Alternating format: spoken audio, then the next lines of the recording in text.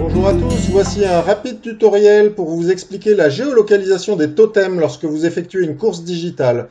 Cette géolocalisation a notamment de l'intérêt lorsque vous faites une course d'orientation ou un jeu de piste en outdoor, dans un village sur un parcours du patrimoine ou dans un parc d'attractions par exemple.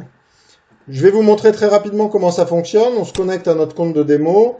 On va aller éditer notre course à 2 étapes de totem. Comme vous pouvez le voir ici, quand je vais l'activer, nous avons ajouté une option géolocalisation des totems, oui. Donc vous voyez qu'ici, nos 2 totems sont à cet endroit-là.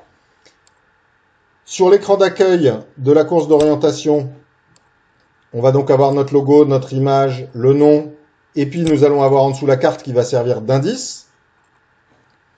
Si je reviens ici, je vais éditer un totem. Puisque j'ai sélectionné dans la course que les totems étaient géolocalisés, j'ai ici mon interface Google Maps.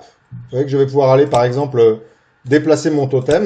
Je vais dire, bah tiens, celui-ci au parc de la Tête d'Or à Lyon, il est sur l'île du Souvenir. Je vais valider ici. Et automatiquement, si je reviens sur cette enquête-là et que je la rafraîchis, vous voyez qu'on a bien notre totem qui est passé sur l'île du Souvenir.